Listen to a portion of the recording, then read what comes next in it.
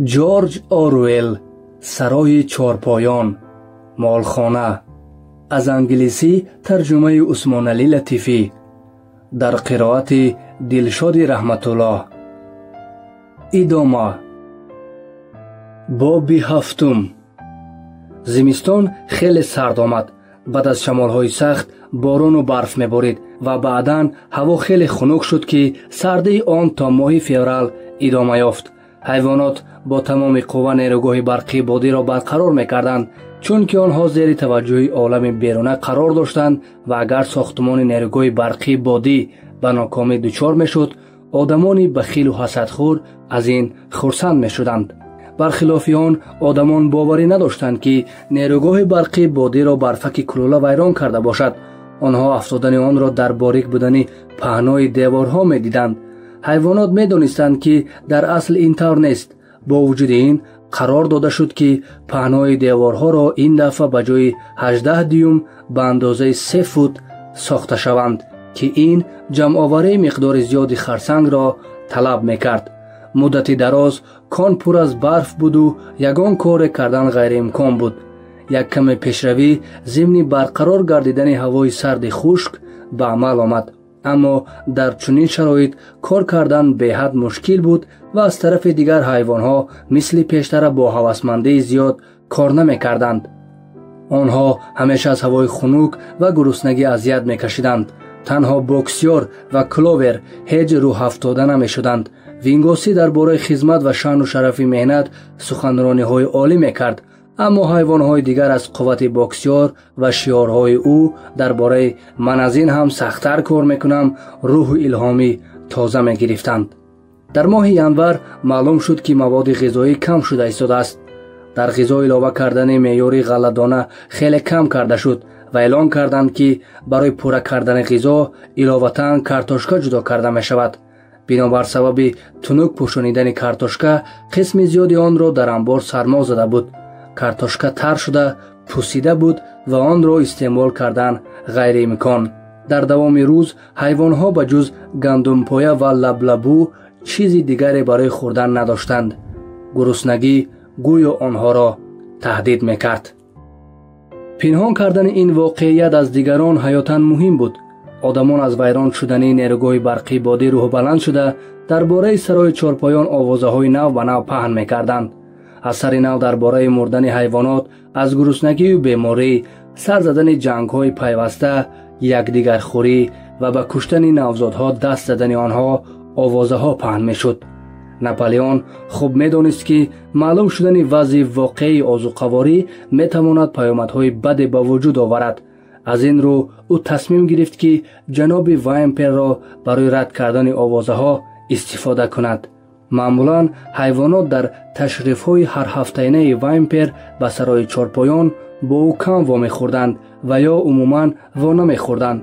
حالا باشد به چند حیوان‌های انتخاب شده به ویژه گوسفندان دستور داده شد که در برابر دیدن او درباره زیاد بودن غذا چیزی را قید کنند. علاوه بر این ناپلئون فهماند که بچکه‌های خالی را تقریباً تا لبش با قم پر کنند و بالای باقی مانده غله دیگر غذاها را پوشانند.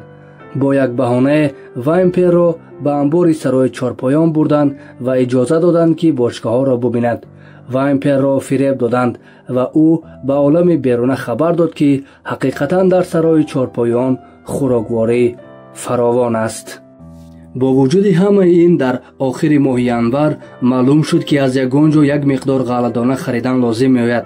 در این روزها ناپلئون در بین حیوانها کم خود را ظاهر می‌کرد، ولی تمام وقتش را در سرای چهارپایان می‌گذرانید و هر یک در آن را سگ‌های بی‌رحم پاسبانی می‌کردند. ناپلئون همیشه به طور رسمی با همراهی 6 سگ آنها او را از نزدیک احاطه کرده همراهی می‌نمودند و اگر کسی از حد زیاد به ناپلئون نزدیک می‌شد به آن غورش می‌کردند و بیرون می‌برآمد. او حتی اکثر وقت صبح روز یکشنبه به مجلس نمی‌آمد و سفارش‌های خود را توسط خوک‌های دیگر عادتاً طریق وینگوسی می‌داد. یک صبح روز یکشنبه در مجلس وینگوسی اعلان کرد که همه ماکیان تخم کننده باید تخم‌هایشان را به آنها سپارند. наполеон тавассути ваймпер барои таҳвили 400 тухм дар як ҳафта ба бозор қарордод ба имзо расонида буд.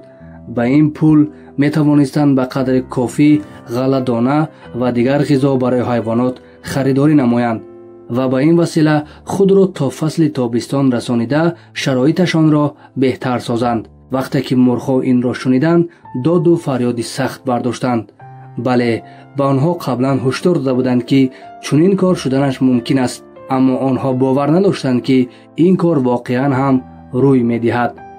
мокиён тухмҳои худро барои курк шудан дар фасли баҳор омода мекард ва ҳоло гирифтани тухмҳо ин баробари куштори ҳақиқии насли ояндаи онҳо буд. ин бори аввал пас аз ронда шудани ҷонс ҳамчун чизе ба монанди шӯриш буд. бо роҳбарии 3 минокаркаи сиёҳи ҷавон мокиён кӯшиш карданд ки хоҳишҳои наполеонро иҷро накунанд. онҳо ба боло парида рӯи чӯби давҳо тухми худро мегузоштанд ки баъдан онҳо ба рӯи замин афтида пора пора мешуданд. наполеон зуд амал карда чораҳои бераҳмона меандешид. ӯ фармон дод ки дигар ба мурғон ғизо надиҳанд ва агар ягон ҳайвоне ба онҳо ягон намуди дон медиҳад, ба ӯ ҳукми қатл дода мешавад. ба сагҳо супориш дода шуд ки масъули иҷрои ин фармон бошанд. дар давоми 5 рӯз мурғҳо истодагарӣ карданд. пас онҳо таслим шуда ба ҷойҳои хоби худ баргаштанд ва дар миён 9 мурғ мурд. ҷасадҳои онҳоро дар боғ ба хок супорида эълон карданд ки онҳо аз бемории коксидиоз мурдаанд. ваймпер дар бораи ин кор чизеро нашунид ва тухмҳо аз рӯи нақша тавассути як нафар баққолӣ ки ҳафтаи як маротиба бо аробаи рӯпӯшшуда ба сарои чорпоён меомад, ирсол карда мешуданд. дар бораи будубошти барфаки кулула дигар касе хабар надошт. баъзан мегуфтанд ки ӯ дар яке аз фермаҳои ҳамсоя ё дар фоксфуд ва ё пинчфилд пинҳон шудааст. наполеон дар ин вақт бо фермаҳои ҳамсоя як каме муносибатҳояшро беҳтар карда буд. ин муносибатҳои хуб ба шарофати мавҷуд будани як тӯдаи чӯбу тахта дар ҳавлии сарои чорпоён ки 10 сол пеш ҳангоми тоза кардани бешазораки сарои чорпоён ҷамъ карда шуда буданд, барқарор шуд. онҳо хуб хушк шуда буданд. аз ин рӯ ҳам ҷаноби пилкингтон ва ҳам ҷаноби фредерик мехостанд онҳоро харидорӣ намоянд. бинобар ин ваймпер ба наполеон маслиҳат дода буд ки ин тӯдаи чӯбу тахтаро ба онҳо фурӯшад. наполеон дар байни ин ду нафар дудила буд ва наметавонист ки қарори мушаххаси худро дар ин бора қабул кунад. ба назар чунин мерасид ки ҳар вақте мехост бо фредерик қарордод бандад, хабар мекарданд ки барфаки кулула дар фоксфуд пинҳон шудааст. дар ҳоле ки наполеон ба сӯи пилкингтон майл мекард, овоза мехест ки барфаки кулула дар пинчфилд аст. ногаҳон дар аввали фасли баҳор як чизи ташвишовар ошкор гардид. барфаки кулула шабона пинҳонӣ ба сарои чорпоён меомадааст. ҳайвонот чунон ба ташвиш афзода буданд ки шабҳо дар оғилҳояшон ба зур мехобиданд. мегуфтанд ки ӯ ҳар шаб аз торикӣ истифода бурда чун хазанда ба сарои чорпоён медарояд ва ба ҳар гуна харобкорӣ даст мезанад.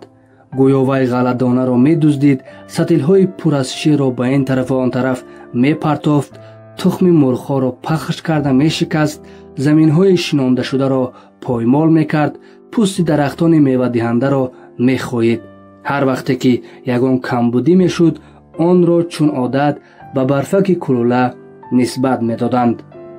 агар тиреза мешикаст ва ё оби ҷӯйбор хушк мешуд, ҳама ба он бовар буданд ки барфаки кулула шаб омада ин корро кардааст ва вақте ки калиди анбор гум шуд, тамоми сарои чорпоён фикр карданд ки барфаки кулула онро гирифта ба чоҳ партофтааст.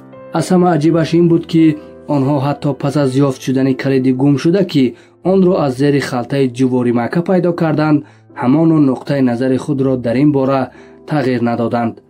модаговҳо якҷоя изҳор мекарданд ки барфаки кулула ба оғили онҳо даромада дар хобашон онҳоро меҷӯшад. гуфта мешуд ки каламушҳо дар он зимистон бинобар сабаби доштани мушкилот бо барфаки кулула ҳамкорӣ мекарданд. наполеон фармон дод ки тафтиши пурраи фаъолияти барфаки кулуларо анҷом диҳанд. дар иҳотаи сакои худ наполеон барои тафтиши биноҳои сарои чорпоён баромад. ҳайвонҳои дигар аз қафояш дар масофаи дуртар ӯро ҳамроҳӣ мекарданд. сари ҳар чанд қадам наполеон боз меистод ва заминро бӯй мекашид, то ин ки осори изи пои барфаки кулуларо пайдо кунад, тавре ки ӯ мегуфт изи пойро аз бӯяш маълум мекунад. вай ҳар як кунҷи амбор, оғилхона, мурғхона ва боғчаро бӯй кашида, қариб дар ҳама ҷой осори изи пои барфаки кулуларо пайдо мекард.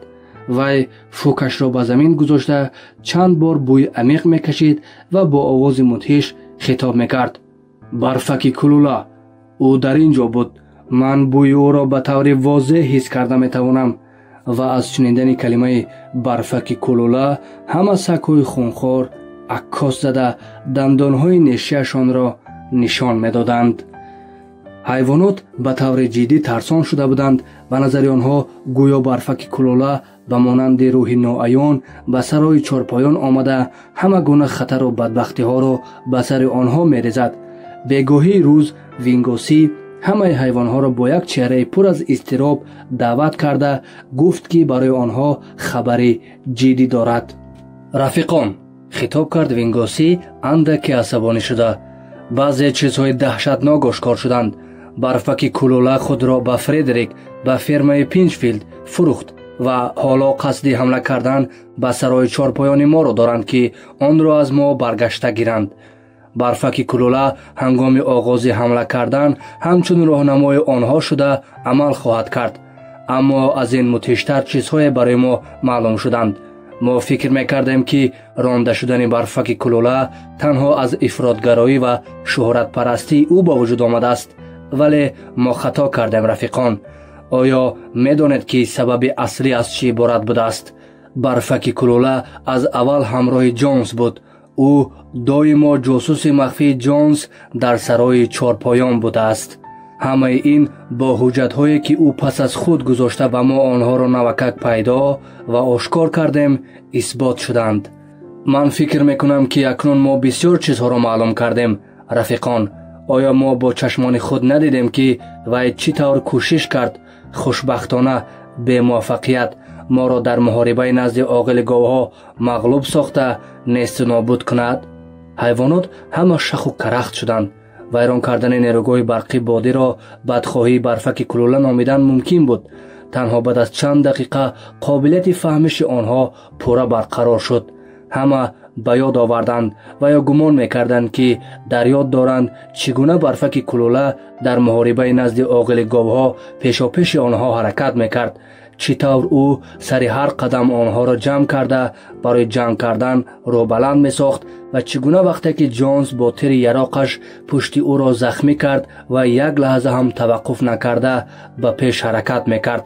ҳайвонҳо намефаҳмиданд, ки то чӣ дараҷа тарафдори Ҷонс будани барфаки кулула ба ҳақиқат мувофиқат мекунад. ҳатто боксёр, ки қариб ҳеҷ гоҳ саволе намедод, дар ҳайрат монда буд. вай дароз кашида пойҳои пешашро ҷамъ карда чашмонашро пӯшид ва сай кард, ки фикрашро баён кунад. ман ба ин бовар надорам, гуфт ӯ. барфаки кулула дар муҳорибаи назди оғили говҳо хеле далерона ҷангид. ман бо чашми худам дидам. оё магар мо ба ӯ унвони қаҳрамони ҳайвонот дараҷаи якум надодем? маҳз ҳамин хатои мо буд рафиқон. аз он ҳуҷҷатҳои махфие, ки мо дарёфтем, маълум шуд, ки дар асл ӯ кӯшиш мекард моро ба ҳалокат барад. аммо ӯ захмӣ шуд, гуфт боксёр. мо ҳама дидем, ки ӯ хунолуд давида истода буд. ин як қисми иҷрои созиш буд, хитоб кард вингоси. Ҷонс бар қасд ӯро паронд. ман метавонам ба шумо созишномаи навиштаи ӯро нишон диҳам, агар шумо онро хонда тавонед. тибқи нақшаи кашидашудаи онҳо бояд барфаки кулула дар лаҳзаи ҳалкунанда барои қафонишинӣ огоҳӣ медод, ки майдонро ба дасти душман супорем ва қариб ба ӯ ин кор муяссар ҳам шуд. ҳатто бештар аз ин мегӯям рафиқон, агар доҳии қаҳрамони мо рафиқ Наполеон намебуд, ӯ ба ин кор муваффақ мешуд. оё шумо дар хотир надоред, маҳз дар ҳамон лаҳзае ки Ҷонс ва коргаронаш ба ҳавлии сарои чорпоён зада даромаданд, شتر برفک کلوله ناگهان برگشته گریخت و حیوانات زیادی از پس او رفتند. و آیا شما فراموش کردید که محض در همان لحظه وقتی که وهم و واهمه همه را فرا گرفته بود و همه در گریز بودند، رفیق ناپلئون مرگ بر آدمها گویان به پیش جهیده با دندانهایش پای جونز را گزید. البته شما این را در خاطر نغز کک دارید رفیقان. خطاب کرد وینگوسی از این طرف به آن طرف جهیده. وینگوسی این صحنه را خیلی با فصاحت و واضح تصویر کرد و به نظر حیوانها چنین می‌نمود که گویا آنها این منظره را در حقیقت هم خوب در خاطر دارند. به هر حال آنها به خاطر آوردند که در لحظه مهم جنگ برفک کلوله به گریختن رو آورده بود، اما بوکسیور هنوز هم کمی ناراحت بود. من باور ندارم که از اول برفک کلوله خواهیم بود، گفت در نهایت او. آن رفتاری که بعداً کرد از کارهای آن وقتش فرق داشت. دارد. اما من با باور کامل گفته می توانم که در محاربه نزد عاقل گاوها وی رفیق با اعتمادی بود. داهی ما رفیق ناپلئون، خیلی آهسته و قاطعانه اعلان کرد وینگوسی. قطعاً تصدیق میکند. قطعاً رفیقان که برفک کلوله از خود اول جاسوس جونز بود. بله همین طور بود، ولی خیلی پیش از آنه که درباره شورش چیزی فکر کرده میشد، او الکی جاسوسی او بود.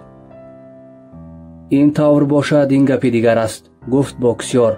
اگر رفیق ناپلئون چنین گوید پس همش درست است.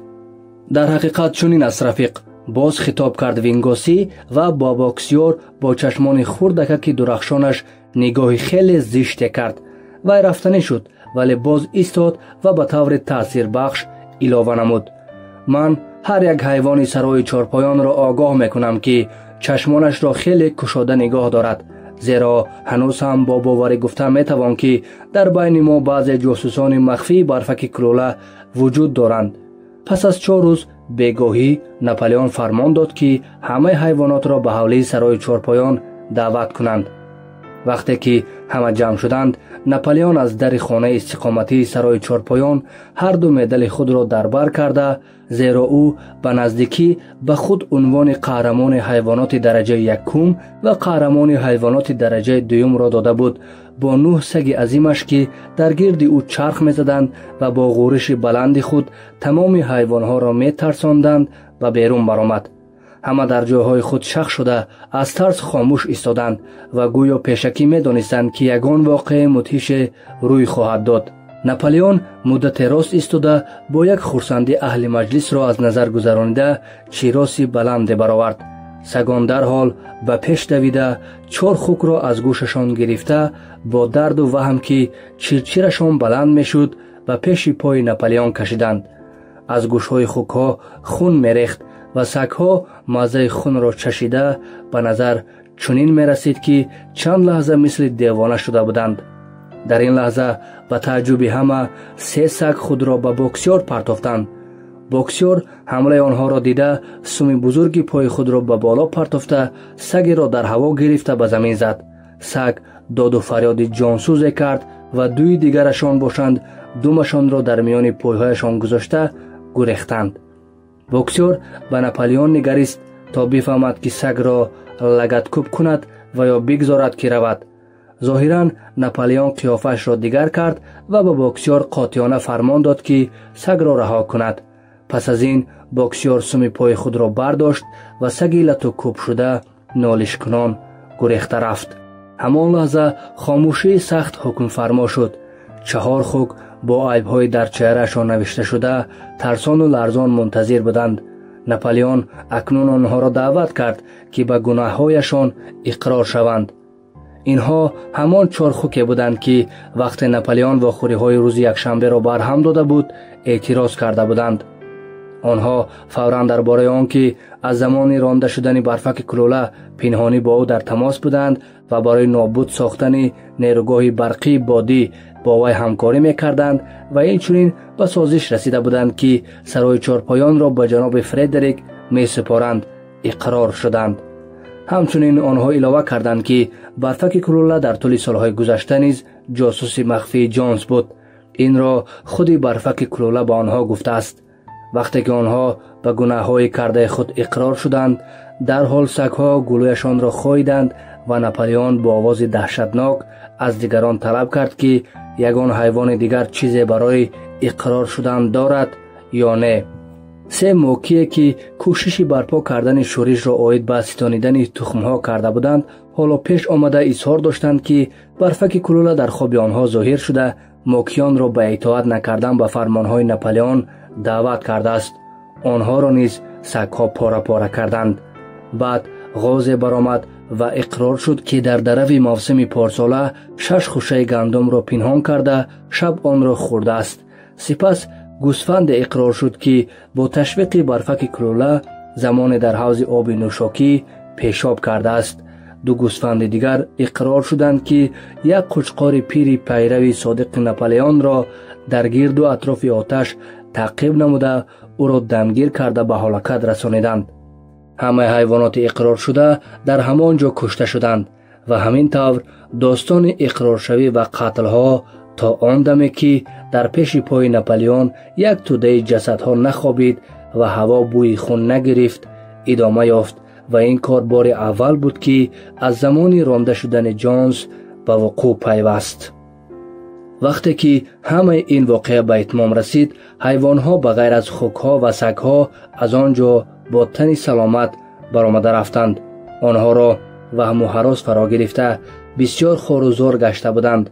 آنها نمی‌فهمیدند از خیانت حیوانهایی که با برفک کلوله متحد شده بودند و یا از جزای بیرحمانه آنها که حالا شاهد آن بودند به حیرت آمدند. قبلا در سرای چارپایان اکثر وقت چنین خونریزی‌های سخت به وجود می آمدند، ولی حالا کشته شدن حیوانات از جانب حیوان دیگر آنها را خیلی سخت روح افتاده کرده این واقعه برایشان خیلی سنگین و ننگاور نمود. بعد از رانده شدن جونز از سرای چارپایان تا امروز یگان حیوان از طرف حیوان دیگر حتی یک کلموش هم قتل نشده بود. آنها به سوی دامن تپه خردکک که آسیاب بادی نیم ساخته آنجا قرار داشت به غیر از گربه که قبل از فرمان ناپلیون برای جمع کردن حیوانات ناگهان غیب زده بود، دیگر همه از قبیل کلاور، موریل، بنجامین، گاوها، گوسفندان، یک دست غازها و مرغان گویا برای گرم شدن یک جای سرجم شده بودند رفتند. چند مدت یگان حیوان سخن نگفت، فقط بکسیار راست ایستاده بود. وی پر اضطراب از این سوی به آن سوی می رفت. دومی دراز سیاهش را از این پهلو به آن پهلو می زد و گاه گاه کم شیهه می کشید. در آخر او گفت: من این را نمی فهمم. من باور نمی کردم که در سرای چارپایان ما چنین حادثه ها روی می دهند. شاید این با عیب خودمان باشد. چی طوره که من می بینم علاج آن در بیشتر مهنت کردن است. من بعد من هر سحر باز یک ساعت پیشتر از خواب می خیزم. او با شتاب حرکت کرده به سوی کان روان شد. پس از رسیدن به آنجا باری 2 کرته خرسنگ را جمع کرد و تا وقت خواب آنها را به نیروگاه برقی بادی کشاله کرده رساند. حیوانات بدون گپ زدن در گرد کلاور خود را جفت کردند. در تپچه که آنها خوابیده بودند منظره وسیع سراسر دهات را دیدن ممکن بود.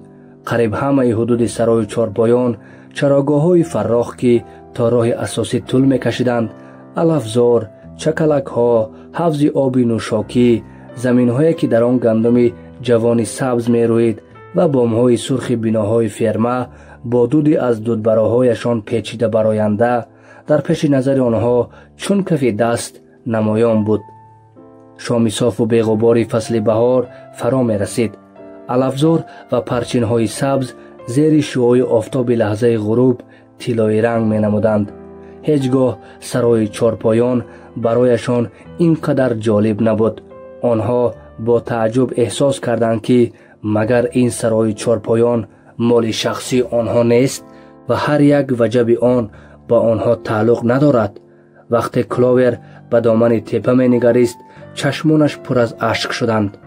اگر وی آشکارا می توانست اندیشه های خود را ابراز کند، آنگاه می گفت ما نه برای چنین حیاتی که امروز داریم نسل آدم را سرنگون کردیم. آن شب فراموش نشونده که معیار پیر آنها را برای برانگیختن شورش دعوت کرد و آنها آن روزی سر زدن شورش را بی‌صبرانه انتظار بودند. آنگاه حیوانات تصور نمی کردند که زمان می آید و چنین واقعات دهشتبار به مثل کشتار و خونریزی روی می دهد.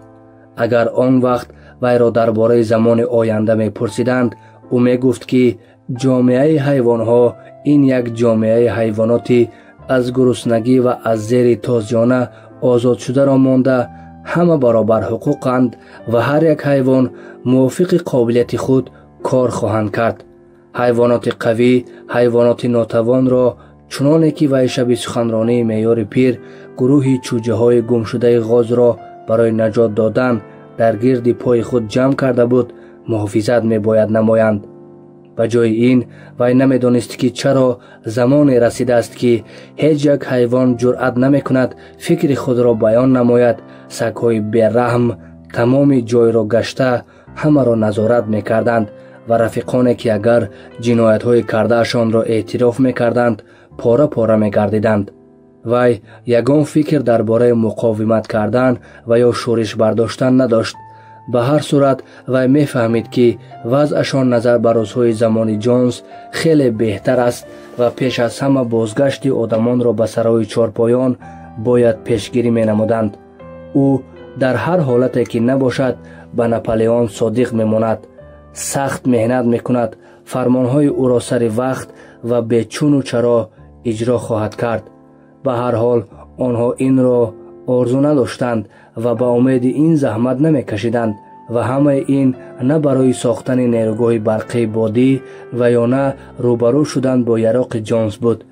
چنین بودند فکرهای کلاور، گرچنده که برای بیان کردن آنها او کلمه های لازمی را پیدا کرده نمی توانست. نهایت وی غم و اندوه خود را توسط سرود حیوانات انگلیا برآوردنی شد. حیوانهای دیگر که در گرد او نشسته بودند سر آواز او را گرفته همه یک جای آن را 3 مرتبه با آواز پست آهسته و خیلی غمگینانه که تا حال یگان بار آن را چنین نخوانده بودند سرودند. آنها نوکک بار سیوم آن را خوانده بودند که وینگوسی با همراه 2 سگ برای گفتن چیزی مهم با آنها نزدیک شد. او اعلان کرد که با فرمان مخصوصی رفیق ناپلئون من بعد خواندن سرود حیوانات انگلیا برهم داده شد. از این به بعد خواندن آن معنی است. همه حیوانات حیران شدند. چرا؟ خطاب کرد موریل. دیگر خواندن آن لازم نیست رفیق، قاطعانه گفت وینگوسی. حیوانات انگلیا سرود برای برپا کردن شورش بود، اما شورش اکنون به آخر رسیده است. دیروز به قتل رسانیدن خائنان این عمل آخرین بود. دشمنان بیرونی و داخلی تارمار کرده شدند. توسط سرود حیوانات انگلیا ما آرزوی خود را درباره جامعه نو و روزهای بهترین آینده برپا کردیم. اکنون ما چنین جمعیت را برپا نمودیم. این سرود ماهیت خود را گم کرده دیگر آن یگان هدف ندارد.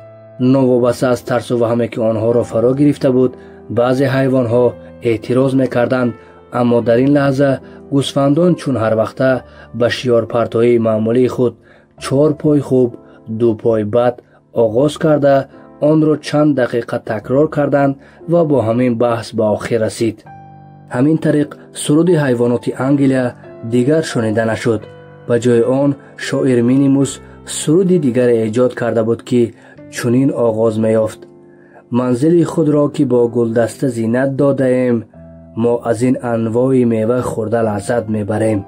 هر صبح روز یکشنبه پس از برافروختن پرچم این سرود خوانده میشد، اما نه کلمه و نه آهنگ این سرود هیچگاه به مثل سرود حیوانات انگلیا ارزش نداشت.